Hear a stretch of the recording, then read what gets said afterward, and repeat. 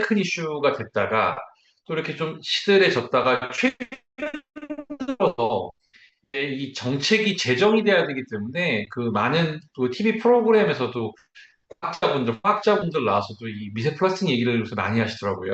그래서 그 얘기 좀 해볼 거고, 결국 우리가 물을 어떻게 먹어야 될지에 대한 이야기까지 하면서 오늘 강의를 한번 진행해 볼까 생각하고 있습니다.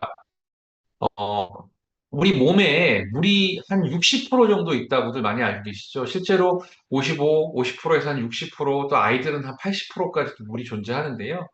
어쩌면 더 중요한 거는 이 우리 몸에서 가장 중요한 혈액, 혈액에 여기 보시면 91%가 물입니다. 사실은 제가 농담 삼아 항상 강의할 때 하는 얘기인데, 피는 물보다 진하다라고 저는 생각하지 않습니다. 그냥 피하고 물하고 같습니다. 그만큼 중요한 것이 다 물이다 이렇게 생각해 주시면 좋을 것 같고요. 실제로 남녀를 좀 보면요. 여성이 수분의 그 비중이 조금 더 적습니다. 이 피하 지방이 조금 더 남성에 비해서 많기 때문에. 근데 중요한 건 하여튼 우리가 60kg 정도의 몸무게가 나간다고 했을 때 30kg가 넘는 것이 바로 물이다라고 생각하시면 될 것 같고요. 그래서 우리가 뭘 보면 제일 먼저 알 수 있냐면 체중 줄이려고 다이어트 좀 급하게 시작하시면 한 2, 3일 지나면 얼굴이 먼저 쏙 빠집니다. 그 빠졌던 건 대부분 물이죠, 물. 그렇기 때문에 사실은 우리 몸의 구성 중에 절반이 넘게 물로 차 있다. 그러니까 내 몸을 관리하는 데 있어서 1번 관리해야 될 건 뭐냐라고 하시면 물이다라고 얘기해도 큰 과언은 아닌 것 같습니다. 연령에 따라서도 물은 차이가 많이 나는데요. 사실 이 아이들 때, 신생아 때만 해도 한 80%가 물입니다. 반면에 나이가 들어갈수록 수분량이 줄어들죠. 그래서 60대, 70대가 되면은 5%도 안 된다 이렇게 얘기를 하는데요. 실제로 우리가 그 물과 관련된 연구들을 많이 하시는 분들 이야기를 들어보면 결국은 수분의 감소가 노화라고 설명들을 하고 계시고, 그래서 좀 더 나아가면은 반대로 얘기하면 우리가 수분 섭취를 좀 충분히 해주면 노화를 늦출 수 있다라고까지 주장하시는 분들도 있습니다. 물 부족에 따른 신호들이 있는데요. 뭐 우리가 당연히 혈액량도 줄어들고 피가 진해지죠. 그 다음에 우리가 소변 보는 호르몬의 분비도 달라지고 또 우리 세포들이 영양 공급을 잘 못 받게 될 수도 있죠.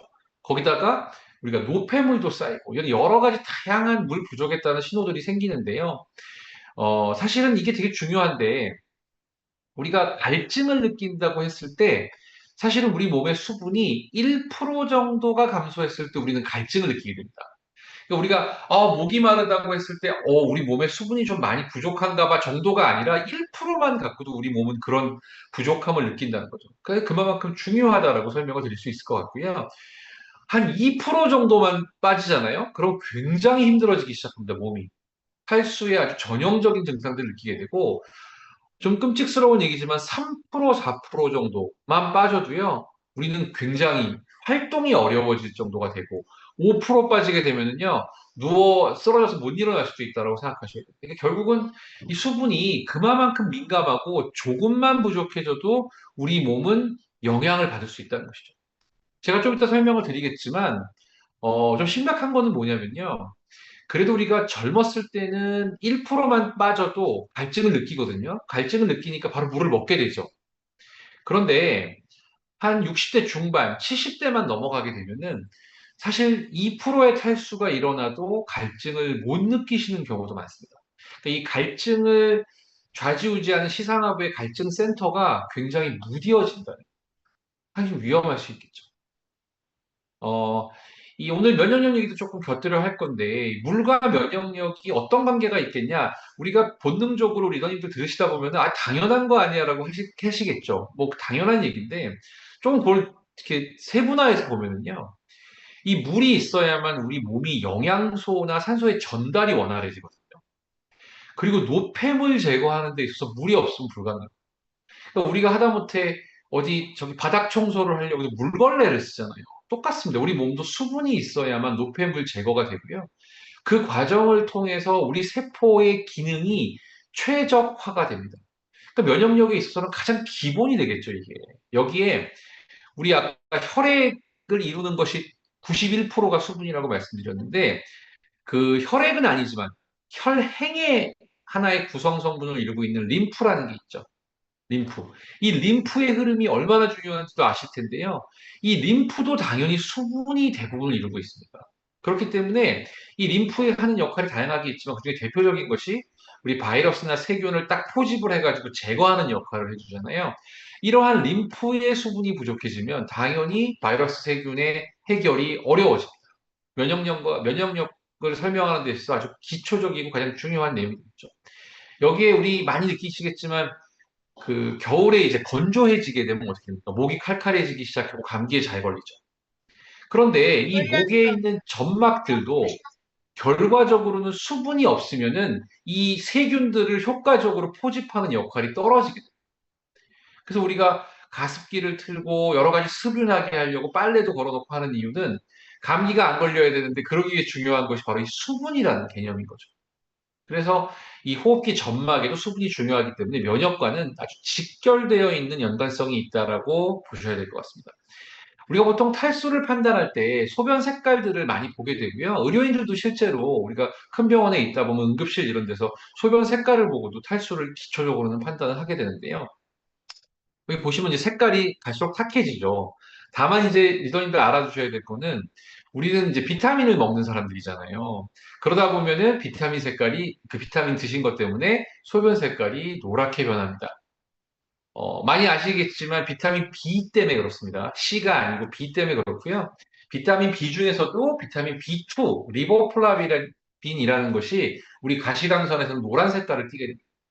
그래서 이 비타민을 먹는 사람들은 소변 색깔이 하얗지 않고 노랗게 나오게 되는데요. 저는 이제 반대로 그 노란 색깔이 옅어지기 시작하면 비타민을 또 챙겨 먹기도 합니다. 이거 제 개인적인 그냥 신념입니다. 이거는 따라하시라는 게 아니라. 그런데 우리가 비타민을 먹고 나오는 노란색은 어때요? 아주 예쁜 병아리 색깔의 노란색이 나와요.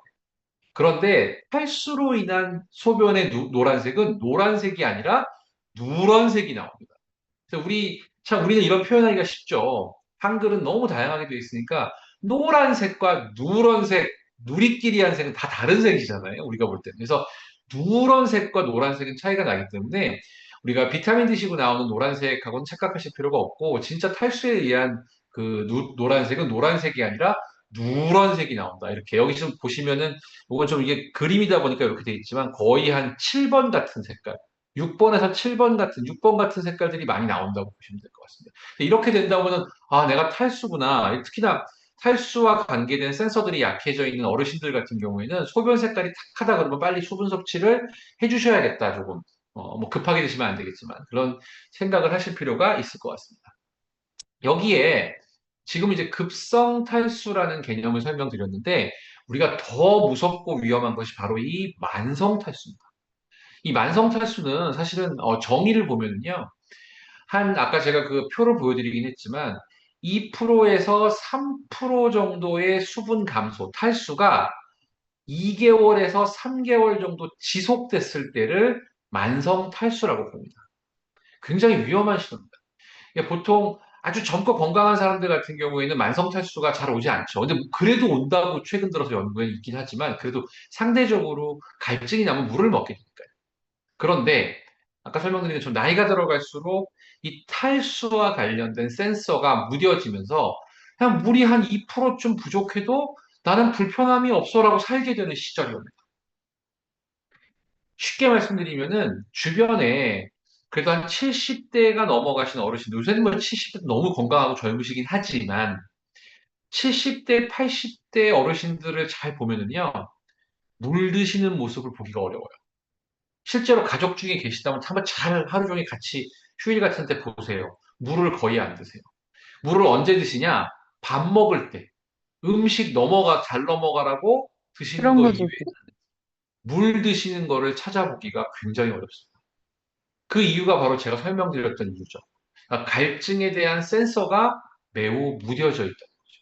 이게 위험합니다. 근데 이런 일이 생기면 이제 뭐 증상을 놓고 보면 뭐 피곤하다든지 뭐 얼굴이 달아오른다든지 초조하다든지 우울하다든지 또는 뭐 수면이 잘 안 된다든지 여러 가지가 있겠지만 제가 여기서 설명드릴 재밌는 내용은 주변에 보시면 성격이 굉장히 급하고 예민하고 날카로우신 분들이 있어요. 이런 분들 수분 부족한 경우 굉장히 많습니다.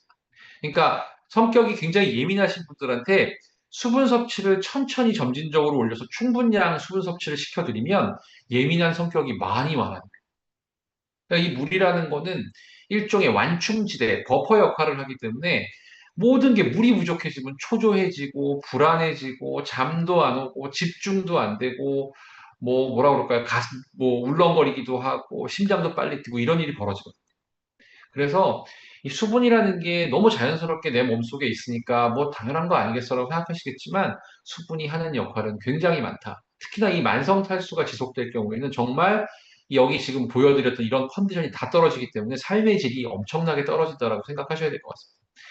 그래서 실제로 그런 만성 탈수는 어떤 질병들과 관계 있을까? 제가 찾아봤어요.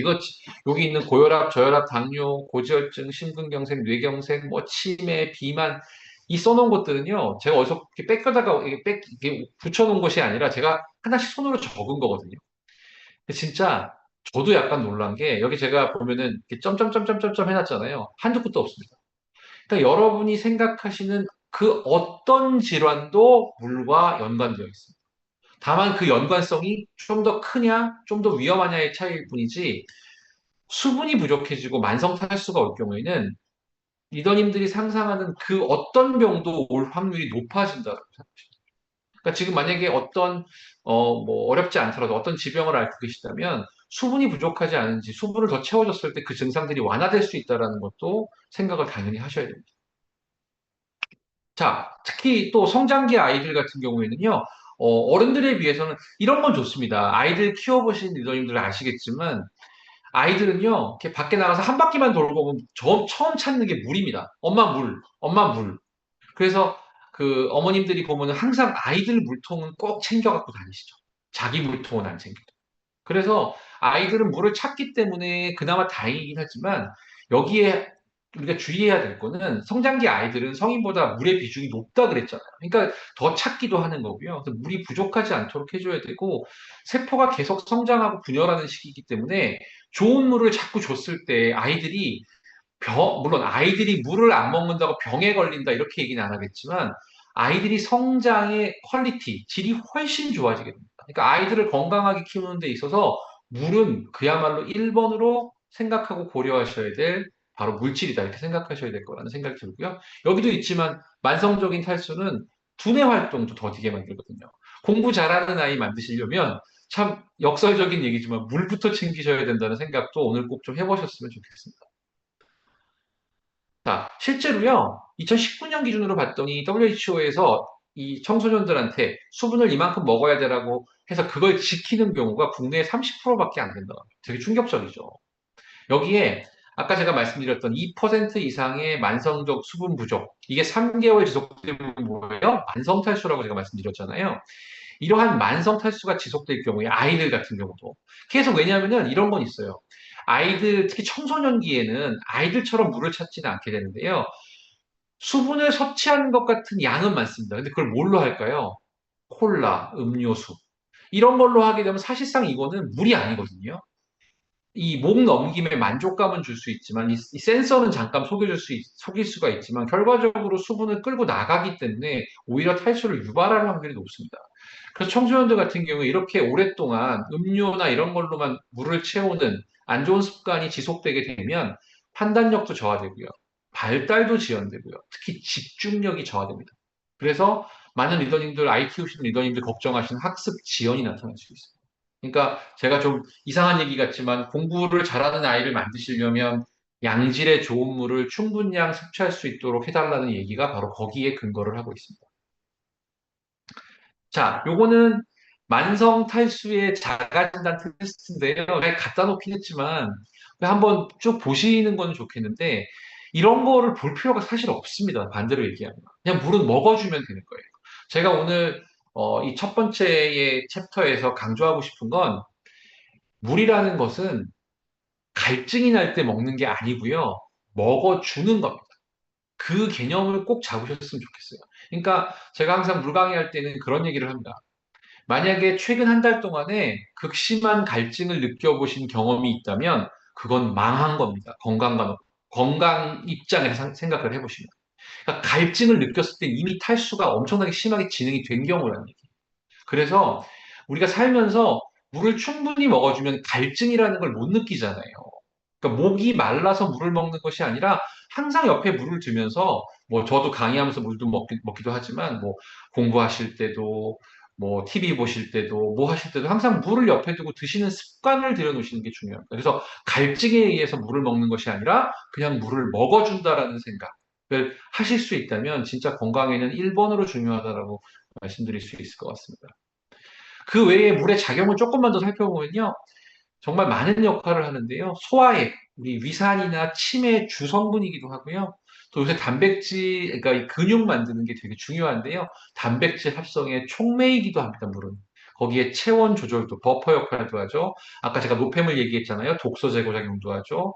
충격을 보호해주는 작용도 하죠. 또 우리 몸의 관절이나 여러 가지 부분에 있어서 윤활 역할도 합니다. 그러니까 사실 물이라는 게 아무것도 안 들어있다고 생각하시니까 뭐 이게 무슨 역할을 하겠어라고 생각하지만 상당히 많은 역할을 하고 있다는 거 알아두시면 좋겠고요. 그 외에도 영양분 공급되는 데 있어서도 이 매개체 역할을 하고 우리 몸의 pH, 알칼리를 유지하는 데도 되게 중요하고요. 순환 기능에는 당연히 좋겠죠.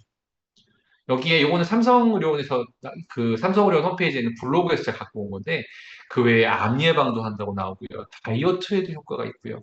생리통하고도 수분하고도 엄청나게 연관성이 있습니다. 거기에 다들 아시고 있는 뭐요? 변비에도 좋습니다. 거기에 숙면, 이건 저는 꼭 강조하고 싶은데요. 아, 나 잠을 잘 못 자, 숙면을 잘 못 취해라고 생각하시면, 물론 다양한 방법을 취하셔야겠지만, 그 중에 1번으로 하셔야 될 게 충분한 수분 섭취입니다. 이렇게 말씀을 드리면 또 그러세요. 아유, 밤에 물 먹고 자면 오줌 마려서 깬다고. 그러니까 너무 늦은 시간에 드시지 마시고요. 저녁 먹을 시간 정도에 소변을 보실 수 있는 시간 정도의 충분량의 수분을 드셔주시고, 소변 보시고 숙면을 취하시면 되죠.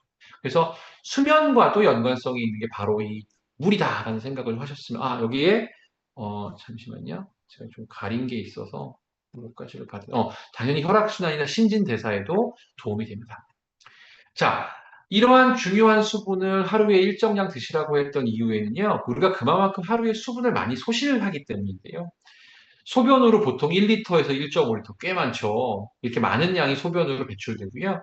우리가 대변도요, 뭐, 아주 딱딱한 대변만 아니라 뭐 수분을 머금고 있기 때문에 역시나 100cc에서 200cc 정도가 나가게 되고 요즘처럼 이제 날씨 더워지기 시작하면요 땀으로도 한 500cc 그 다음에 우리가 자는 동안 움직이는 동안 호흡하면서도 거의 300cc 이상을 소모하게 됩니다. 이것도 얼핏 저기 평균값을 내봐도요, 거의 1.5에서 2리터 정도를 우리가 수분을 소실하는 거거든요. 반대로 얘기하면 어때요? 수분을 1.5리터, 2리터 우리가 잃는다고 하면 그만큼을 채워줘야 된다는 얘기죠. 그렇죠. 만약에 우리가 그만큼 충분량을 채우지 못하면요, 나가는 양도 줄어들어요. 그러니까 그만큼 우리 몸에 깨끗한 물이 아니라, 글쎄요, 더러운 물이라고 그러면 좀 그렇고요. 오염되어 있는 물이 많은 거죠. 이걸 빨리 물을 먹어서 밖으로 배출시켜주는 과정을 거쳐야 우리가 좀 더 활기차고 건강한 삶을 살 수 있다. 이렇게 설명드릴 수 있을 것 같습니다. 여기에 너무 감사한 거는 뭐냐면요. 잠시만요. 이거를 내려야겠다. 예. 자, 보시면, 너무 감사한 거는 우리가 물을 먹잖아요. 우리 혈액으로 물이 가는데 30초밖에 안 걸립니다. 또, 우리 피부 미용에 물이 좋다고 많이 물 드시는데요. 피부로 가는데 10분밖에 안 걸립니다. 그러니까 사실은 물은 우리가 먹었을 때 한참 있다가 어디 도달하는 것이 아니라 굉장히 빠른 시간 안에, 몇 시간 안에 모든 위치로 다 전달이 된다고 보여지고요. 다만 이제 완전히 들어왔던 물이 밀려 나가는 데는 거의 한 달 가까이가 걸린다고 되어 있습니다. 자, 그러면 물을 하루에 얼마나 먹을 것이냐라는 거 참 궁금하실 텐데, 뭐 보통 이렇게 뭐 인터넷이나 뒤져보면은 8잔 먹으라는 말이 많습니다. 근데 저는 이제 그 말이 사실 정확한 말은 아니지만 저는 도움이 된다고 생각을 해요. 그러니까 보통 8잔 정도면은 한 1.5리터에서 2리터 사이 정도가 될 가능성이 크죠. 이 정도가 보통 필요한 양이긴 한데요. 그 8잔의 물을 먹으라는 그 근거는요, 사실 1950년대 미국에 있는 건강 커미티에서 나온 말이기 때문에 사실 그게 트렌드를 많이 지났고요. 사실 나한테 필요한 물의 양을 스스로 생각을 하시긴 해야 되는데, 이 보건기구에서는 1.5에서 2리터. 물론 요거는 순수한 물이 아니고요. 음식으로 섭취하는 물을 포함한 양입니다, 사실은. 그러니까 물로 하면 한 1리터 정도 되겠죠. 그 다음에 이렇게 실제로 키와 체중을 갖고 계산하는 방식도 있습니다. 자, 문제는 정답은 없고요. 물이라는 거는요, 제가 일단 먹는 방법도 전문가들이 권고하는 먹는 방법도 알려드리겠지만 기준이 좀 명확하게는 없습니다. 명확하게는 없고요. 다만 아주 어린 아이들이나 또는 너무 연세가 많으신 누워 계신 분들, 고령의 분들이나 또는 신장, 이게 중요합니다. 신장 질환이 있어서 물을 마음껏 드시면 안 된다라고 배우신 분들을 제외하면 우리가 물을 충분량 먹어도 사실은 전부 다 소변으로 배출되고 씻겨 나가면서 우리 몸에서 pH를 맞추게 됩니다. 다만 이제 한꺼번에 막 2리터 드시고 이건 안 됩니다. 제가 설명을 드릴게요. 그래서 그런 경우만 아니라면 사실은 물을 많이 드시면 많이 드실수록 좋은 건 사실이죠. 물론 화장실을 가셔야 되니까 조금 번거로운 건 있겠지만 그래서 적정량의 물을 드셔야 되는데 제일 그 기본이 되는 건 뭐냐면요. 처음부터 많이 드시지 마시라는 거예요. 처음에 정말 물을 나는 정말 하루에 한 컵밖에 안 먹어. 라는 분들 꽤 있거든요. 그런 분들이라면 처음에는 그저 한 1리터 정도로 시작하셔서요. 뭐 한 2, 3주 지나서 아, 이제 적응이 되네. 그러면 1.5리터로 늘리고 또 그렇게 또 좀 드시다가 적응이 되네. 그러면 2리터로 올리고 이렇게 천천히 올라가시면 좋겠고요. 개인적으로 이건 순수하게 개인적인 생각으로는 하루에 최소 물로만 1.5리터 드셔야 된다고 생각합니다. 1.5리터. 그리고 체격이 좀 있으신 분들이라면 2리터 정도면 아주 좋겠지. 그래서 그런 과정이 필요하다는 설명을 잠깐 드렸고요. 자, 그다음에 두 번째 설명드릴 거는 물이 그만큼 중요하다는 설명을 드렸습니다. 충분량을 먹어야 된다는 건데. 근데 여기서 좀 불편한 진실이 있습니다. 이게 미세 플라스틱이라는 내용인데요. 아마 과거에는 제가 2017년, 16년에 한참 제가 이제 그때 방송을 많이 했었는데 방송 출연할 때 그 미세 플라스틱 얘기를 참 많이 했었어요. 그때 이슈가 됐었기 때문에. 근데 그때만 해도 미세 플라스틱이 뭔지 전문가들도 잘 몰랐고요. 특히나 의료인들은 뭐 저희가 화학자가 아니니까 잘 모르죠. 지금은 굉장히 많은 분들이 이 미세 플라스틱에 대해서 인지를 하고 계시거든요. 근데 이제 과거에 우리가 2016년도라 그래봐야 10년도 안 됐잖아요. 그 당시만 해도 우리가 생각했던 미세 플라스틱이라는 거는 요런 거, 좀 눈에 보이시는 이거 있죠? 요런 겁니다. 이거 눈에 보이잖아요. 저걸 저희는 그 당시에 이제 마이크로 비드라고, 비드라는 게 이렇게 구슬 같은 거잖아요. 마이크로, 작은 구슬이라고 생각을 했는데, 이게 그 당시는 문제가 됐고요. 이게 문제가 되는 이유는 이렇게 우리가 물을 통해서 배출이 되게 되면 나중에 이 어패류들이 먹게 되고 그걸 우리가 먹게 되니까 우리가 이걸 먹게 된다라는 것이 이슈였습니다. 그때만 해도 어떤 것이 문제였냐면요. 조금 끔찍스럽기는 한데 우리 과거의 치약에 보면요. 투명한 치약에 이런 알갱이들이 박혀 있는 치약이 있었어요. 이거 기억하실지 잘 모르겠는데 이런 알갱이 치약들이 그 알갱이가 플라스틱이었다는 사실이 참 끔찍스럽죠. 그때는 그만큼 우리가 건강이나 이런 환경에 대한 개념이 약했었기 때문에 저 심지어는 그 이렇게 치아 안에 이렇게 투명 막 반짝반짝하는 것들이 박혀 있으면 뭔가 이게 치아가 깨끗해질 거라는 착각들도 했던 것 같아요. 아 정말 끔찍스럽죠, 끔찍스러워. 근데 그게 다 저 플라스틱이었다. 여기 하나 더 하면은요, 그 우리 여성분들은 이 스크럽 많이 하시잖아요, 스크럽. 이제 일주일에 한 번, 뭐 한 달에 한 번 이렇게 스크럽제를 막 비벼가지고 따끔따끔 하면서 각질을 벗겨내잖아요. 그 스크럽제의 성분이 저거였습니다. 마이크로비드, 플라스틱. 그러니까 플라스틱을 얼굴에다 비벼댄 거죠. 근데 문제는 뭐냐면, 뭐 얼굴에 비비는 거 정도 괜찮다 치고요, 건강에는. 뭐 양치를 할 때, 물론 일부는 들어가겠죠? 근데 대부분은 이제 뱉어내니까 밖으로 나간다고 했을 때. 근데 문제는 그것들이 다 저렇게 아까 설명드린 것처럼 결과적으로 우리 배수구를 통해서 해양으로 나가서 그걸 우리가 다시 먹는다는 거. 그래서 그 이후에 어떤 일이 벌어졌냐면 여기 보시면 화장품하고 의약외품에 2010, 이게 17년도, 맞죠? 17년도에 이 사용할 수 없도록 만들었습니다. 이 마이크로비드 플라스틱. 그러고 나니까 대기업들이 화장품이나 의약외품이라는 게 주로 치약입니다. 저거 만들 때 뭐를 집어넣기 시작했냐면 스크럽은 해야 되니까 이 우리 미강이라는 거 있죠. 쌀가루, 쌀겨. 이 미강 같은 자연의 뭐 아니면 뭐 코코넛 가지고 뭐 갈아낸 무슨 이런 것들. 그러니까 자연 환경에서 나오는 것들을 쓰기 시작했어요. 지금은 안전하죠. 그 부분. 근데 잘 생각해보면 좀 너무 참 이게 서운한 것이 뭐냐면 그런 걸로 할 수 있었다는 얘기잖아요, 그 당시에. 근데 안 한 거죠. 소비자 인식이 약하니까. 그냥 만들기 편한 플라스틱으로 해라고 했겠죠. 그래서 이제 그런 일들이 벌어졌을 때 끔찍스러웠던 일들이 있었고, 다만 진짜 미세 플라스틱의 공포는 지금부터거든요. 근데 이게 왜 그러냐면 실제로 보시면 여기 국내에요. 이거는 몇 년도인지 제가 잘 모르겠고요. 영국에서 연구한 건데 이 미세 플라스틱의 양이 우리나라가 2위, 3위를 했던 시절이 있었습니다.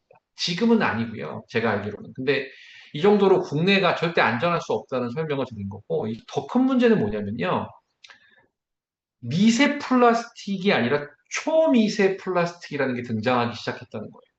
이거를 뭐 나노 플라스틱이라고도 부르기도 하고요. 또 우리말로는 초미세 플라스틱 이렇게 부르는 게 맞을 것 같은데 그 이슈가 된 것이 뭐냐면 자, 이 보시면은 이게 이 세계 자연기금이라는 글로벌한 곳에서 미국에 있다고 제가 알고 있는데 여기서 2019년도에 이런 발표를 했습니다. 우리가 일주일간 섭취하는 미세 플라스틱이 약 2,000개 정도 된다.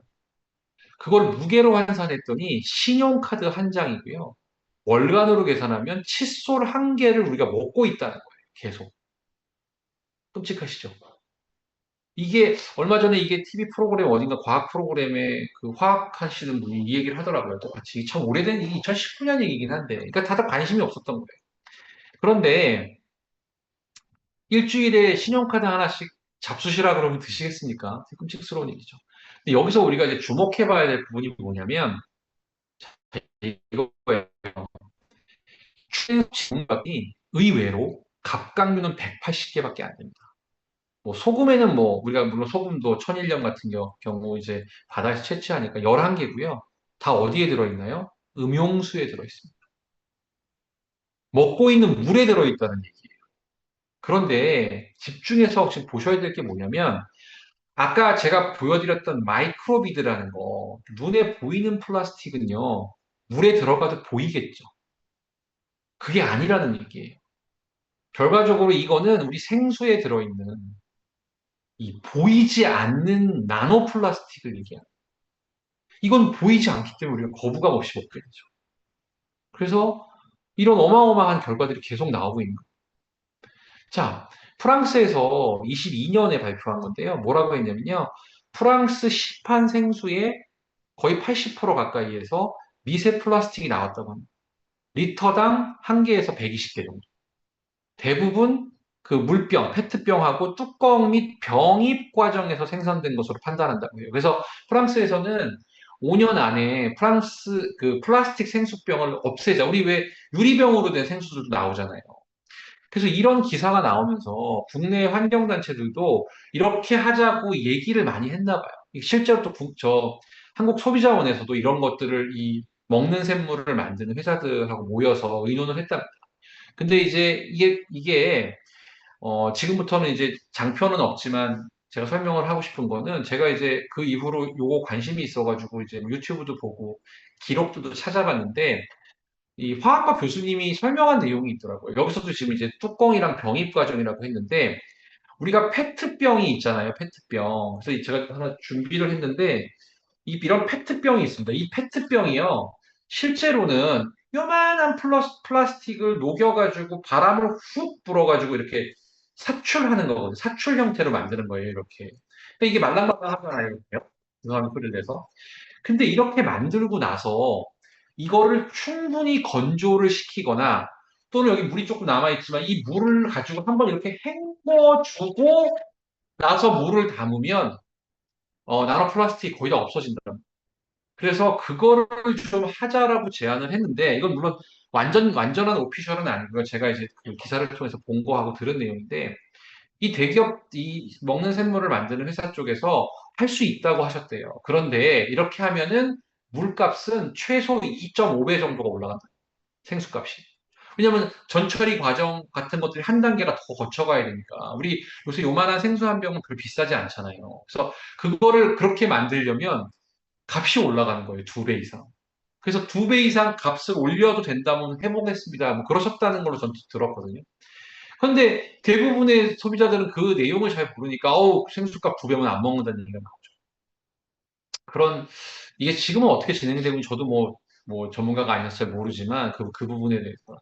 좀 안타까운 일들이 있었다는 이야기를 들었습니다. 실제로 그래서 이 미세 플라스틱 중에서 초미세 플라스틱, 특히 생수병, 페트병 안에 들어있는 플라스틱이 문제가 되는 것이고요. 이거는 그러면은 자, 문제는 수돗물은 괜찮으냐? 수돗물은 솔직히 훨씬 낫습니다.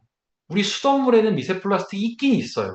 그런데 평균 리터당 한 네다섯 개밖에 안 됩니다. 아까 생수병에는 막 100개까지 들어있었잖아요. 거기에 비하면 훨씬 작은 양이에요. 하지만 일부는 들어올 수 있다라고 보고 있습니다. 다만 문제는, 그러니까 물의 문제가 있다기보다는 그 생수병, 그 플라스틱 자체의 문제가 되게 많아요. 근데 우리가 페트병에 들어있는 생수를 너무 다반사로 먹고 있잖아요. 지금 아이들도 먹고 있고, 어른들도 먹고 있고. 그렇기 때문에 참 이게 좀 심각할 수 있다라는 생각이 드는 것이고요. 이러한 나노 플라스틱이 인체에 어떤 영향을 끼칠 것이냐. 뭐 여기 쭉 써 있지만 작은 나노 플라스틱은 인체에서 분해가 되지 못한다. 아까 그 마이크로비드라고 눈에 보이는 플라스틱은 오히려 배출이 됩니다. 배출이 될 가능성이 크고요. 세포 하나하나에 들어갈 수가 없습니다. 크기가 크기 때문에. 우리가 왜 미세먼지도 그렇잖아요. 황사 같은 경우에는 물론 황사도 건강에 안 좋습니다. 하지만 우리 이 기도 아니 그러니까 그 기도 점막에서 상당히 코가 걸러내거든요. 근데 초미세먼지는 못 걸러냅니다. 잘. 그래서 공기청정기가 중요한 시대가 왔잖아요. 마찬가지로 이 나노플라스틱은 어떻게 우리 몸에서 걸릴 방법이 없습니다. 그래서 혈액을 타고 림프와 간담도로 이동하고 태반과 혈액, 뇌, 장관 모든 곳으로 폐까지도 다 진행한다는 것이고 심장으로도 가고. 그 사실 문제가 되는 거고 그 화학적 독성이라는 게 참 힘든 게 뭐냐면 아직까지도 명쾌하게 잘 모릅니다. 그냥 안 좋을 거라고 생각하고 있어요. 여기 보시면은 어마어마한 내용들이 있는데 이런 것들이 완벽하게 어떻게 영향을 줄 거라는 걸 밝히지를 다 못해요. 너무 미세한 부분이기 때문에. 다만 되게 문제가 될 것이라는 이야기를 하고 있죠. 실제로 그 외의 연구들을 봐도 이 항생제 내성균과도 연관성이 있답니다. 그래서 우리가 항생제가 잘 안 듣는 시대를 촉진시킬 수 있는 거죠. 여기에 이건 국내 연구인데 한국생명과학연구원에서 2021년에 연구한 건데 이 초미세 플라스틱, 그러니까 아까 마이크로비드 큰 거 말고 제가 지금 계속 강조하고 있는 작은 나노미세 플라스틱을 실제로 쥐 실험을 해봤는데요. 이걸 섭취하게 한 어미 쥐에서 태어난 쥐는요, 뇌와 여러 장기에서 실제로 발견이 된다. 그 나노 플라스틱. 이걸 실제로 이렇게 형광물질을 달아가지고 본 거예요. 그 어미가 먹고 태어난 아이들한테 가는지, 근데 가더라는 거죠. 그래서 실제로 굉장히 심각하고요. 이 뇌신경세포의 형성을 담당하는 신경줄기 세포 수도 감소하고, 그러니까 결과적으로 머리도 나빠질 수 있고요. 또 되게 성격적으로도 좀 이상한 성격을 가질 수도 있는 거예요. 뇌에 영향을 준다는 이야기를 하고 있는 거예요. 이걸 실제로 미국에서 중국이랑 같이 뭐 이때는 같이 했네요. 그래갖고 2021년에 사람한테 인체 실험이 아니라 이 테스트를 해봤습니다. 근데 이게 너무 N수가 적긴 한데 뉴욕주 신생아 3명한테 그 태변이라는 거 아시죠? 태변 샘플을 채취해 봤더니 3명 중에 2명한테서 이 페트 성분이 나오더랍니다. 거기에 그 중에 또 한 개에는 이 폴리카보네이트라고 하는 PC 성분도 나왔고. 그러니까 사실상 우리가 먹은 게 아이들한테까지 전달될 정도로 이 미세 플라스틱이 제거되지 못하고 이동한다는 것이죠. 실제로 요거는 그 논문에 있는 하나의 표인데요. 2022년에 나온 논문입니다. 이게 2022년이니까 불과 3년도 안 된 거거든요, 사실은. 근데 여기 제목이 뭐냐면요. Potential Human Health Risk예요. 가능성이 있는 위험 인자인 거죠. 이 마이크로 플라스틱에 노출되었을 때 우리 몸에 어떤 잠재적 영향을 주겠느냐라는 거를 연구해 봤는데 여기 보시면 모든 장기, 제가 다 읽을 수도 없습니다. 모든 장기에 다 영향을 줘요. 다. 결과적으로는 우리가 미세먼지의 공포도 있지만 이 미세 플라스틱에 대한 것도 지금부터 경각심은 가져야 된다라는 생각을 할 수 있겠죠. 실제로 여기 보시면 그 2019년에 아까 보여드렸던 그 신용카드 한 개를 우리가 먹고 있다는 기사가 나왔을 때 실제 한국소비자원에서 식의약안정팀에서 실태 조사를 했습니다. 국내에 있는 이 먹는 샘물을 만드는 회사 한 5개인가 6개를요, 그냥 랜덤 샘플링을 했어요. 실제 편의점 같은 데 사가지고 검사를 해봤는데, 좀 당황스러운 거는 미세 플라스틱이 안 나왔습니다. 안 나왔어요. 처음에 뭐 하나가 조금 뚜껑에서 있었는데 다시 해봤더니 안 나오더라고요. 이게 저도 지금 되게 미스테리인데, 이 부분은 이제 저도 뭐 제가 뭐 화학 전문가는 아니기 때문에 다만 이해는 안 가죠. 프랑스에서 연구했는데 80% 가까이에서 생수에서 미세 플라스틱이 나왔는데 우리는 안 나온다? 우리가 무슨 특별한 공법을 갖고 있는 것 같지는 않거든요. 제가 생각할 때는. 그래서 뭐 이거에 대해서 많은 전문가들이 갑론을박이 있었습니다. 이 미세 플라스틱을 검출하는 방식에 문제가 있다라고 하는 분들도 있고 뭐 여러 가지 얘기가 있습니다. 그건 저희가 사실 판단할 수 있는 영역은 아닙니다. 그렇다고 해서 그래도 어쨌든 간에 전 개인적으로는 다행이라고 생각은 했는데 그래서 근데 결론이 뭐냐면 여기서 뭐라고 결론을 이 먹는 샘물 내 미세 플라스틱 안전 실태 조사라는 거 인터넷에 가시면 자료가 있거든요. 조금 두껍긴 한데 저는 이거 만들 당시에 그 당시에 한번 다 읽어보긴 대충 읽어보긴 했는데 거기서 마지막에 뭐라고 하냐면 확실한 건 없다. 그래서 2025년경까지 먹는 샘물 구체적 기준을 마련하겠다라고 돼 있어요. 근데 올해가 몇 년도인가요? 2025년이죠. 그래서 올해 아마 어떤 이 먹는 거와 관련된 기준이 나오지 않을까라고 생각을 하고 있고요. 그래서 아마 방송에서 자꾸 얘기를 하는 게 아닌가 싶긴 한데, 어쨌든 간에 마음이 편치 않았습니다. 굉장히 제 입장에서는. 자, 그래서 이걸 무조건 기다리면 그냥, 그래, 연구조사가 나오겠지 하고 기다리기만 할 것인가. 너무 좀 그렇죠. 본인의 건강은 본인이 지켜야 되는데.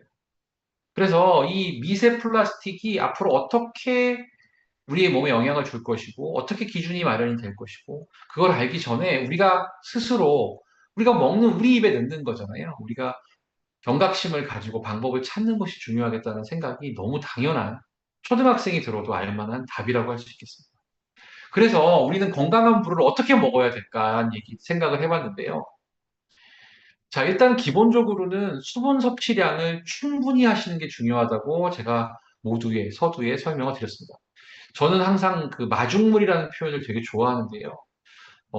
요새 리더님들 굿모닝이라는 거 하고 계시잖아요. 그래서 아침마다 물 드시는 거 생활화하고 계시다는 건 제가 들어서 알고 있는데, 이 아침에 한 잔 마시는 그 물은요, 정말 마중물입니다. 우리 세포들이 정말 반길 만한 너무너무 중요한 것이 바로 물이라는 생각이 들어서 이 마중물의 개념으로 물을 좀 챙기셨으면 좋겠다는 생각을 하고요. 실제로 우리가 문헌을 찾아보면요, 전문가들이 만들어 놓은 좋은 물의 기준은 뭐냐면요, 마실 때 거부감이 없어야 된다라고 되어 있고요. 그러니까 너무 뜨거운 물이나 너무 차가운 물은 안 되겠죠. 물론 그렇다고 뭐 그거 많이 물어보세요. 찬물은 몸에 안 좋은가요? 근데 그거는 의학적으로 보면 큰 차이는 없습니다. 다만 차가운 물을 먹으면서 좀 불편하다 그러면 드시면 안 되죠. 그래서 어쨌든 일반적으로 볼 때는 그냥 실온의 물을 드시는 게 제일 거부감이 없잖아요. 그래서 그것이 좋다라고 주장하시는 전문가분들이 제일 많습니다.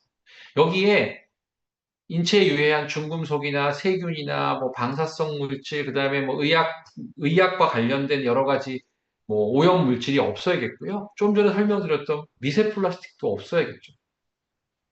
여기에 적절한 미네랄 같은 최소 영양소들이 있는 물이라면은, 물론 우리가 음식으로 먹는 미네랄이 흡수는 훨씬 잘 됩니다. 또는 영양제로 먹는 미네랄이 흡수가 더 잘 되긴 하지만, 물이라는 거는 굉장히 많은 양을 매일 먹잖아요. 그게 아무리 미미하더라도 거기에 미네랄들도 충분히 우리 몸에 긍정적인 영향을 미칠 수 있겠죠. 그래서 그런 물이 좋은 물이라고 되어 있고, 특히나 우리가 참 물이라는 거는 아까 설명드린 것처럼 엄마가 먹은 물이 아이한테 전달되잖아요. 그러니까 임신부터 시작되는 물의 중요성. 그러니까 이거는 임산부를 얘기한다기보다는 아이들이 이때부터 물을 먹기 시작한다는 거죠. 그래서 이 중요하다는 여러 가지 내용들을 드리는 내용이고요. 그래서 그러면 어떤 물을 먹을 거냐는 구체적인 내용을 좀 설명을 드려보면, 첫째는 자, 수돗물, 우리 대표적인 공급원이 몇 가지가 있죠. 수돗물을 처음으로 제가 들어봤는데요. 수돗물의 장점은 뭐냐면 외국과 비교하면 대한민국의 수질은 매우 우수한 편입니다. 실제로 우리 유럽만 봐도 저도 들은 얘기지만 독일 사람들은 수질이 안 좋아서 맥주를 만들어서 먹었다고 얘기하잖아요. 또 어느 나라는 석회 물질이 너무 많고 이런 경우가 많은데 거기에 비하면 우리나라 수원은 굉장히 복받은 겁니다. 굉장히 깨끗한 물이 있고요. 또 취수나 정수 과정도 나름대로는 뭐 잘하고 있다라고 알려져 있습니다. 다만 문제가 뭐냐면 이거를 마시려면은 그 안에 염소가 소독 물질이 들어있잖아요. 이것들이 날아가기 위한 시간을 주던지 아니면 끓여서 먹어야겠죠. 그렇죠? 이 끓이는 거에 대해서도 또 뭐 학자들이 많이 많더라고요. 근데 뭐 제가 그것까지 언급할 건 아니고 사실 저는 조금 수돗물의 가장 단점으로 보는 게 뭐냐면 수돗물 자체는 깨끗합니다. 그런데 그게 어디를 타고 옵니까? 배관을 타고 오잖아요. 그래서 물론 최근에 지은 집들이야 뭐 좀 배관도 PVC 배관으로 해서 조금 더 깨끗하게 들어오는 배관도 있겠지만 그 PVC도 100% 믿을 수는 없죠. 그리고 두 번째는 그 과거에 만들었던 배관들, 동배관들이나 철배관들 같은 경우에는 거기서 아무래도 이물질이 나오겠죠, 조금. 그거는 어쩔 수가 없습니다. 아무리 나라에서 깨끗한 수돗물을 보내도 배관까지 다 바꿀 수는 없는 거예요. 그래서 좀 이런 것들이 불안하기도 하고 또 이런 일이 거의 없기는 하지만 우리 몇 년에 한 번 정도씩은 왜 물에서 뭐가 나왔다 이런 기사가 뜨잖아요. 근데 그런 것들이 갑작스럽게 생겼을 때 우리는 대처할 수 있는 빠른 대처하기가 쉽지가 않죠. 그런 단점들이 있을 수 있겠다고 말씀드릴 수 있을 것 같습니다. 그 다음에 지금 제일 많이 드시고 있는 게 생수죠. 이 생수의 장점은 뭐 염소 같은 거 없고 그리고 기다릴 필요도 없고 또 자연 취수기 때문에 미네랄도 있기는 한데요. 문제가 있죠. 아까 제가 말씀드렸던 그 미세 플라스틱 부분이 명쾌하지가 않아요. 무조건 미세 플라스틱이 많다는 얘기 드리는 게 아니라 명쾌하지 않습니다. 그리고 아직 기준도 명쾌하게 마련되지 않은 것으로 저는 아직까지는 알고 있습니다. 그리고 또 이 생수 같은 거 보관을 뭐 몇 개월씩 하도록 되어 있잖아요. 유통기한이 꽤 깁니다. 그래서 보통 젊은 분들 보면은 이렇게 원룸 같은 데다가 물을 막 이렇게 쌓아놓고 막 1년씩 드시잖아요. 근데 이것도 사실은 보관 과정의 문제가 좋다고 볼 수가 없습니다. 요즘 직수를 받아서 먹는 세상에서 사실은 물을 보관해놓은 물을 3개월, 4개월, 5개월씩 먹는다는 것이 저는 글쎄요. 문제가 있다는 표현보다는 바람직하진 않아 보이는 부분이 있고요. 여기에 또 하나 더 말씀드리면 이 물을 사실은 이 생수라는 것이 어디서 약수를 뜨는 게 아니거든요. 그냥 깨끗하다고 판단되어지는 부분을 땅을 파서 그냥 물을 끌어올리는 거. 그래서 이 취수지가 사실 어떻게 되어 있는지 우리가 아주 명쾌하게 알기도 물론 이제 검사를 하죠 당연히 하지만 시시각각 변해가니까 무조건 믿기도 조금 어렵지 않을까라는 저는 우려일지 모르는 걱정들이 좀 있습니다. 그래서 결국은 우리는 글쎄요, 제가 의료인 입장에서 정수기물을 먹어야 됩니다라고 강조하기 저도 굉장히 부담스럽습니다. 근데 그렇긴 하지만 뭐 저도 정수기를 쓰고 있고 정수기를 쓰는 물이 그래도 가장 장점이 많고 단점이 적다라는 것은 분명한 것 같습니다. 왜냐하면 정수기를 통해서는 물론 정수기도 뭐 종류에 따라 좀 다르긴 하겠지만 많은 불순물들이 걸러지는 것으로 되어 있고 또 미세 플라스틱이나 중금속으로부터 비교적 안전하다고 되어 있고 또 요즘 나오는 좋은 정수기들은 미네랄도 또 충분히 나오는 물을 우리한테 공급해 주기 때문에 장점들이 많고요. 단점이라는 거는 약간의 비용이 든다라는 거 부분이고요. 사실 생수하고 비교하면 오히려 장기적으로는 저렴할 수도 있겠죠. 그리고 이제 뭐 이제 정수기의 방식을 선택하셔야겠죠. 뭐 직수인지 필터는 어떤 필터 방식을 쓰는지 이런 부분들에 대해서만 그 우리 리더님들이 조금만 공부하시면 또 리더님들은 좋은 정수기가 뭔지 잘 아시잖아요. 그래서 그런 부분들을 선택할 수 있다면 저런 단점들은 단점이 아니라 선택을 할 수 있는 방법이 될 수 있겠죠. 그렇기 때문에 결과적으로는 글쎄요, 이건 제 개인적인 의견이지만 결국은 정수기를 선택하는 것이 지금으로서는 가장 안전하고 합리적인 방법이 아니겠냐라고 생각을 합니다. 다만 제가 우려스러워서 드리고 싶은 말씀 중에 하나는 그럼 생수는 먹으면 안 되냐? 그렇게까지 생각하시면 너무 적어 하고요. 그러니까 가능하면 정수기 물을 드시되 우리가 밖에 나가서 갈증이 너무 심하게 나는데 가져온 물이 없으면 당연히 생수 드셔야죠. 먹는 것이 안 먹는 것보다는 훨씬 중요합니다. 기왕이면 먹을 때 좋은 물을 먹을 수 있으면 좋다. 이렇게 이해를 하시는 것이 맞을 거라고 생각이 듭니다. 자, 그러면 물을 먹는 방법은 무엇일까라는 생각을 좀 해보실 수 있을 텐데요. 우선은 하루에 한 2리터 정도 아까 제가 설명을 드렸잖아요. 그 정도 물이 적당하다고 많이들 전문가들이 얘기하고 있고요. 다만 중요한 거는 나누어 드시는 게 나누어 드실수록 좋습니다. 마치 우리가 단백질도 한꺼번에 많이 먹는 게 소용이 없고, 삼시세끼 나눠 먹는 것이 더 좋다라고 설명을 많이 드리고 있잖아요. 물도 마찬가지고요. 거기에 조금 더 나아가면은 많은 전문가들이 뭐라 그러냐면 한 번에 500cc 이상 드시는 건 좋지 않다. 왜 그러냐면은 물이 한꺼번에 많이 들어가면 우리 몸이 그 물을 우리 몸의 체액과 동일하게 만들기 위한 버퍼링을 해야 되는데 그 시간이 걸립니다, 어느 정도. 그러니까 너무 빨리 그 우리가 일반적인 그 뭐라고 표현을 해야 될까? 맹물, 아무 들어있지 않은 물을 먹게 되면은 우리 몸의 pH가 일시적으로 변화가 옵니다. 그래서 물을 너무 많이 한꺼번에 드시게 되면 몸이 오히려 처지게 되죠. 그래서 한 번에 500cc 이상은 안 드시는 게 좋겠고요. 한 시간에 1리터 이상은 안 드시는 게 좋다고 많은 전문가들이 권고를 하고 있습니다. 한 시간에 한 번에 500cc. 서 하루에 2리터 정도 또는 뭐 체격이 저처럼 좀 있는 좀 뚱뚱한 사람이라면 한 3리터도 상관이 없겠죠. 그래서 그렇게 드시는 게 좋고요. 아까 설명드렸지만 특별한 경우를 제외한다면 실온의 물이 가장 우리 몸에 거부감을 주지 않는 물이라는 판단을 하실 수 있을 거라고 보여지고요. 그리고 아까 누누이 제가 설명을 중요하다고 드렸지만 갈증을 느낀 후에 드시는 물은 사실은 정말 그거는 슬픈 물입니다. 그러니까 물이라는 것은 먹어주는 것이다. 습관적으로 먹어주는 것이지 갈증이 날 때 물을 드시면 이미 우리 몸은 굉장히 고통스러운 상태이다라는 생각을 꼭 명심해 주셨으면 좋겠고요. 마지막으로 뭐 땀을 많이 흘렸거나 뭐 설사 같은 거를 하거나 수분 손실이 많이 있었다면 추가적으로 당연히 수분을 섭취해 주시는 것이 맞습니다. 자, 그래서 하여튼 오늘 물에 대한 이야기를 제가 오늘 뭐 질문도 많이 하실 수도 있을 것 같아요. 50분을 계획했고 2분 정도가 남았는데 좀 정리를 해본다고 하면 우리, 잠시만요.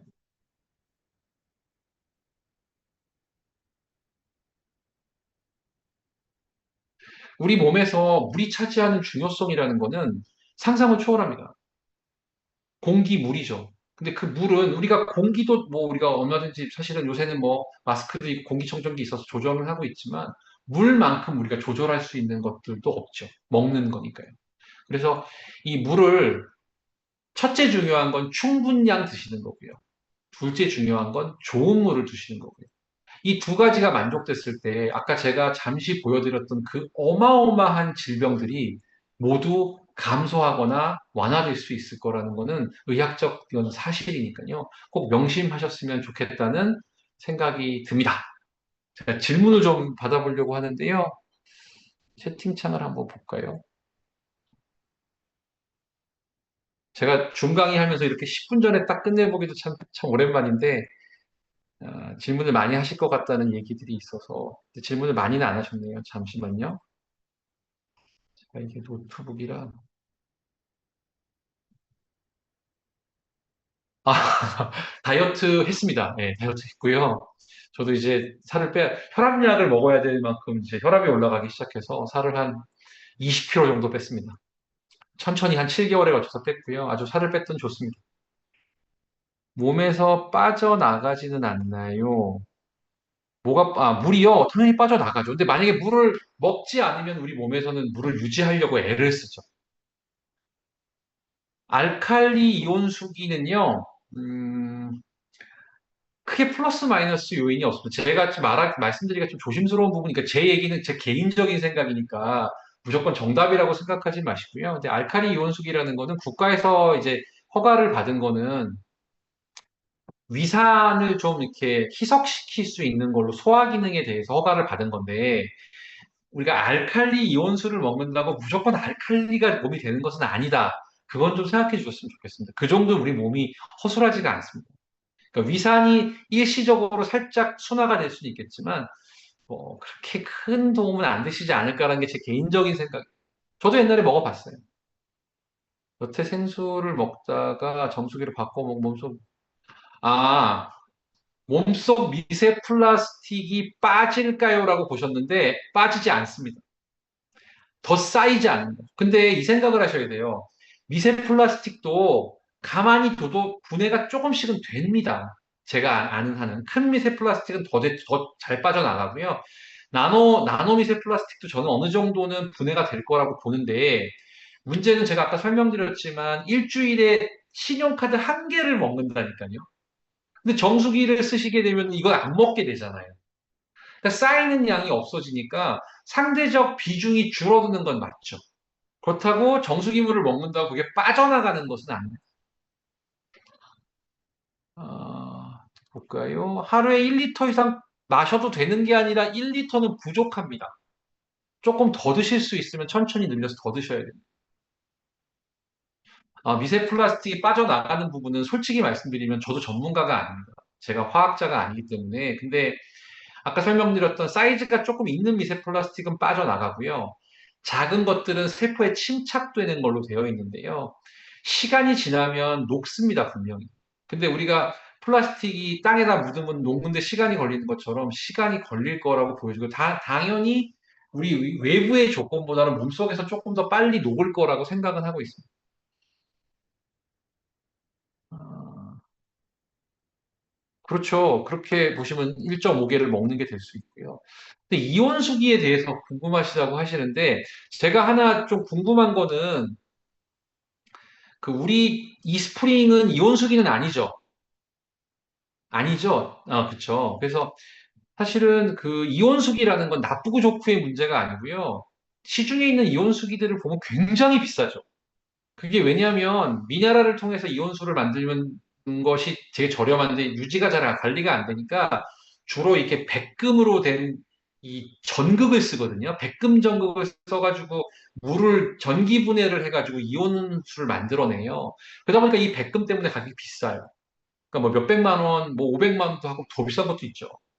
실제 기능에 비해서는 비싼데 이온수기를 통해서 얻을 수 있는 효과가 그렇게 너무 크게 생각하지 않으셨으면 좋겠어요. 그러니까 나쁠 건 없을 것 같은데요. 그게 왜 그걸 먹어야 되는지 잘 모르겠어요, 저는. 제 개인적인 생각은 그렇습니다. 어, 아, 칫솔을 먹으면, 미세 플라스틱을 먹으면은 체중이 느냐고 물어보셨는데, 그게 그람 단위니까 그렇게까지 늘지는 않겠지만, 문제는 그렇게 플라스틱 흡수가 많아지면은 호르몬 교란이 온다. 그러니까 우리가 환경 호르몬에 의해서 호르몬 교란이 오게 되면은 체중이 늘어날 수 있다는 연구들도 있습니다. 이거 되게 중요한 질문인데요. 우리 홍주민님 해주신 질문이 화장실을 자주 가기 싫어서 안 마신다고 하는데 충분히 마시는 습관을 들이다 보면 화장실 가는 횟수가 줄어듭니까? 라고 물어보셨어요. 줄어듭니다. 우리 위가 늘어나는 것처럼 방광도 용적이 늘어나요. 그래서 물을 많이 먹는 습관을 들이시면 방광에서 이 소변을 저장하는 양이 좀 늘어날 수 있습니다. 탄력이 있기 때문에. 그래서 실제로는 많이 가시던 것이 줄어들 수 있습니다. 이론적으로. 아이고, 표현님 감사합니다. 어, 미세 플라스틱이 없다고 광고하는 종이 멸균 팩에 있는 생수는 어떤가요? 이건 제가 찾아본 건 아니라서 정답을 무조건 드리긴 어렵겠지만, 이론적으로 보면은 근데 재밌는 얘기 하나 해드릴까요? 저 이거 잘 모릅니다. 이거 오해는 하지 마시고, 종이팩에 있는 우유 안에 그 종이팩 코팅이 다 미세 플라스틱 덩어리거든요. 근데 그 종이팩을 특별하게 만들어내서 미세 플라스틱이 없게 한다 그러면 가능할 수 있어요. 근데 우리가 종이팩으로 된 우유를 보면 그 안에 집어넣으려면 반드시 안에다가 코팅을 하지 않으면 물이 새어나오고요. 제가 여기 지금 그 종이컵이 하나 있는데 이 종이컵 안쪽에 미세 플라스틱 엄청나게 많다고 되어 있습니다. 그냥 코팅을 해야지 물이 밖으로 안 스며 나오잖아요. 근데 뭐 어떤 회사에서 특별하게 만들었다 그러면 뭐 그거는 그럴 수도 있겠죠. 제일 안전한 건 뭐겠어요? 유리병이에요, 유리병. 유리병에다 집어넣으면 아무것도 나오지 않죠. 하여튼 요거는 제가 그 정도밖에 답변을 못 드릴 것 같아요. 어, 오늘 먹은 물이 한 달 뒤에 나옵니까? 일부는 바로 나오는 물도 있고요. 대부분은 2, 3주 이상 지나서 빠져나옵니다. 그렇죠. 지금 보신 소변은 꽤 오래전에 드셨던 물이 나온다라고 보시는 게 합리적인 판단입니다. 미네랄을 타서 먹는 건 괜찮으냐? 상관없죠. 타서 드셔도 상관없죠. 네. 타서 드셔도 상관은 없습니다. 왜 그래야 되는지 모르겠지만, 뭐 상관은 없습니다. 수소수가 이온수예요. 수소수가 전에 환원수가 수소수고, 이온수고, 전기분해수고 다 똑같은 말입니다. 결국은 활성산소를 없애준다라는 것 때문에 이렇게 되어 있는데, 사실상, 글쎄 아까 그 효능이나 효과는 거의 유사하다고 보시면 될 것 같습니다. 그 다음에 전기분해로 살균을 한다는 정수기 광고가 있는데, 전기분해된 물은 순수한 물이라고 볼 수 있느냐? 의학적으로 보면 순수한 물이고요. 과학적으로 보면 순수한 물이 아닐 수도 있죠. 되게 어려운 질문입니다. 물을 많이 마시면 오히려 독이 되는 체질이 있다던데 있을 수 있죠. 아까 제가 말씀드린 것처럼 신장 기능이 안 좋거나 갑상선 기능 저하가 있거나 그러면 물이 잘 빠져나가지를 못하니까 우리 몸의 pH, 소위 말하는 간이 안 맞게 돼요. 그러면은 그 물에 의한 독성도 발생할 수 있죠. 근데 아주 극소수의 사람만 그렇습니다. 정수기 물을 플라스틱 병에 담아서 다니면, 이거는요, 제가 사실 이게 되게 또 중요한 질문을 주셨는데, 이런 페트병에 담으면 나올 수 있어요. 다만, 이 페트병도 물이 한번 담겨서 이렇게 쓸려 나가고 나면 훨씬 덜 나오죠. 그런데 보통 리더님들이 강의장에 들고 다니셨던 일반 플라스틱 있죠. 이런 거 말고 딱딱한 플라스틱 있잖아요. 5,000원, 뭐 3,000원, 5,000원 하는 물병. 그거 거기서는 안 나옵니다. 그건 이미 전 처리가 됐기 때문에 나오지 않습니다. 그래서 플라스틱 병에 담아 다니셔도 됩니다. 다만 제발 이 페트병에 담지 마세요. 이거 일회용이에요. 여기 저기 어르신들 아주 연세가 많으신 어르신들 보면 여기다가 뭐 담아요? 식초도 담고요, 참기름도 담고요, 간장도 담아요. 굉장히 위험한 거예요. 다 화학 반응합니다, 이 안에서. 근데 보통 돈 주고 사시는 플라스틱 병은 화학 반응하지 않습니다. 시중에 해양 신충수 미네랄 워터 그런 것도 있는데 그 미네랄 워터는 어떤지 제가 정확하게 알 수가 없습니다. 제가 보질 않았기 때문에 알 수가 없고요. 단지 아주 얇은 페트병을 썼다면 조금 걱정은 되죠. 8살 아이가 하루 2리터 정도 먹는데 참 이런 경우는 좀 그런데요. 저는 많다고 생각합니다. 2리터가 조금. 근데 사실 8살짜리 아이가 꾸준히 2리터를 먹어왔다면 솔직히 얘기해서 의학적으로 문제될 게 별로 없어요. 없는데 그래도 8살 아이가 2리터면 그냥 저도 아무리 의료인이지만 느낌적으로 볼 때 2리터는 조금 많지 않나 생각은 들어요. 그래도 뭐 크게 문제가 될 것 같지는 않습니다. 솔직히 말씀드립니다. 계속 꾸준히 먹어왔다면 생수는 햇빛에 두고 파는데 괜찮나요? 투명한 용기보다 불투명한 갈색 용기가 좋은 거 아니냐? 갈색 용기가 몇 배 비쌉니다. 제가 아까 비용 얘기를 했잖아요. 갈색 용기가 더 좋은데요. 갈색 용기는 미세 플라스틱이 훨씬 적게 나와요. 근데 비싸다니까요. 비싸서 안 쓴다고 보시면 됩니다. 종이팩 생수는 아까 제가 설명드렸고요. 신장 기능이 떨어진 분들은 권장량이요? 당연히 있죠. 근데 그거는 주치의와 의논하셔야 됩니다. 그 신장 기능에 따라서 달라질 수 있기 때문에. 커피를 먹으면 아니요, 커피는 이뇨작용이 있습니다. 커피는 물이 아니에요. 커피는 음식입니다. 푸시예요, 음식. 커피는 절대 물이 아닙니다. 커피는 그냥 묽은 음식이라고 보시면 돼요. 그래서 커피에는 이뇨작용이 있기 때문에 당연히 화장실을 더 가게 되고 탈수가 됩니다. 그래서 커피 많이 드시면 물 더 드셔야 돼요. 화장실 자주 가기 싫다고. 그 어떻게 그 친정 어머님 설득하셔야 되고 물을 오전에 많이 드셔야죠. 그러니까. 저녁 때 저녁 드시고 나서는 좀 적게 드시고 오전 중에 많이 드시고 오전 중에 화장실 가셔야죠. 어떡해요. 아니면 요실금을 잘 치료를 하셔야죠. 좀 죄송한 답변이지만 그게 답변 될 것 같습니다. 식사 시에 물을 많이 먹는 것이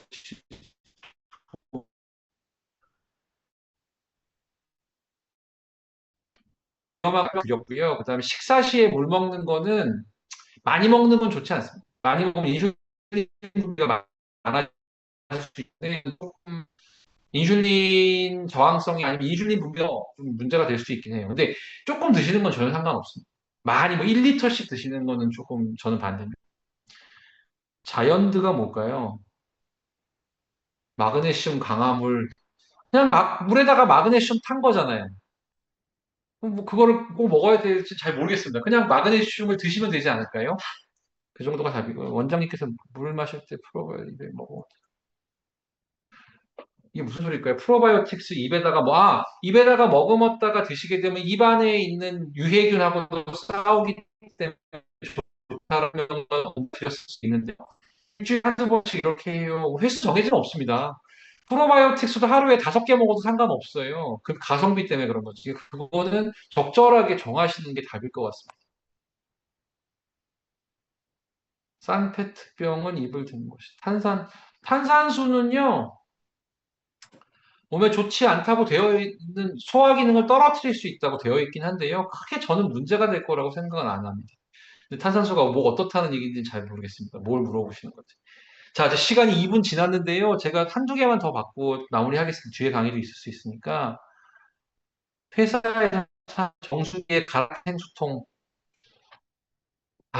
정확히 저도 모르겠어요. 제가 생수 전문가는 아니라서 다만 이제 그런 경우도 미세 플라스틱이 없다고 얘기인데 이 페트병보다는 조금 안전할 것 같고요. 다만 좀 위생 상태가 좀 걱정이 조금 되긴 됩니다. 제가 특정 잘 모르고요. 항암시 정수용을 금지한다. 이건 왜냐면은요. 할 때는 면역력이 너무 떨어져 있기 때문에 요만큼의 일회 세균도 들어오면 안 되거든요. 그래서 끓인 물을 먹는 게 원칙이라고 되어 있는데요. 솔직히 이것도 좀 올드 패션입니다. 옛날에는 수돗물을 먹었기 때문에 그래 지금은 정수기에서 세균을 거르기 때문에 사실 상관은 없다고 보여져요. 다만 그 선생님이 하셨던 말씀은 뭐냐면 세균이 1도 있으면 안 되니까 날거 먹지 말고 물도 끓여 드세요라고 얘기하는 거거든요. 근데 이건 사실은 반은 맞고 반은 틀린 말이죠. 요실금 약이 몸속 수분을 말리는 것 같은데 글쎄요, 저는 그렇게 생각하지 않고요. 잘 모르겠습니다. 감사합니다. 자, 설명 다 드렸고요. 오늘 너무 감사드리고 건강하게 물 열심히 드셔서 건강한 생활 하셨으면 좋겠고 뭐 다른 거 궁금하신 건 없죠? 하여튼 그 물을 많이 드시는 게 1번이고요. 건강한 물을 드시는 게 2번, 좋은 물 드시는 거. 그렇게 잘 만들어 가시기 바라겠습니다. 감사합니다. 네, 늦은 시간까지 정말 이 물의 중요성과 필요성 너무나 잘 설명해 주시고 또 끝까지 이렇게 질의응답까지 잘 해주신 이선민 원장님께 다시 한번 큰 박수 한번 부탁드립니다. 너무나 고생 많으셨고요. 네, 리더님들도 늦은 시간까지 잘 강의 들으시느라 고생 많으셨습니다. 지금 제가 설문 링크를 채팅창에 나가기 전에 요 클릭만 한번 하셔서 설문까지 잘 부탁드리도록 하겠습니다. 네, 그러면 편안한 밤 되시고 나중에 저도 또 좋은 강의로 찾아뵙도록 하겠습니다. 고생 제가 많으셨습니다. 한마디만 더 해도 될까요? 네, 말씀하십시오. 네, 한 30초면 됩니다. 그, 올해 이제 이 먹는 물에 대한 기준값 같은 것들이 되게 많이 나올 거예요. 그래서 한번 요거는 사실은 우리가 물이라는 거는 평생 먹어야 되는 거잖아요. 한번 관심을 갖고 지켜보시고, 제가 오늘 뭐, 사실 리더님들 드시고 있는 제품을 제가 정확히는 잘 몰라요. 그런데 제가 얼핏 이렇게 살펴봤는데 굉장히 훌륭하긴 하더라고요. 그래서 결국은 정수기를 쓰는 것이 1번이고요. 근데 더 중요한 건 뭐냐면 정수기에 여러 가지 관리해야 될 부분들이 있잖아요. 이거 잘 관리하셔야 돼요. 내가 지금 최고의 정수기를 쓰고 있다고 안심하지 마시고 필터도 그렇고 여러 가지 환경도 그렇고 잘 관리되고 있는 것까지를 보시는 게 더 중요하다. 이것까지를 말씀드리면서 마무리하겠습니다. 죄송합니다. 네, 지금 이선미 원장님께서 말씀하신 이런 정수기를 사용하는 데 있어서 관리의 중요성은 제가 나중에 또 정수기 교육 때 제가 또 자세하게 한번 풀어드리도록 하겠습니다. 네, 리더님들 모두 고생 많으셨습니다. 편안한 밤 되세요. 안녕.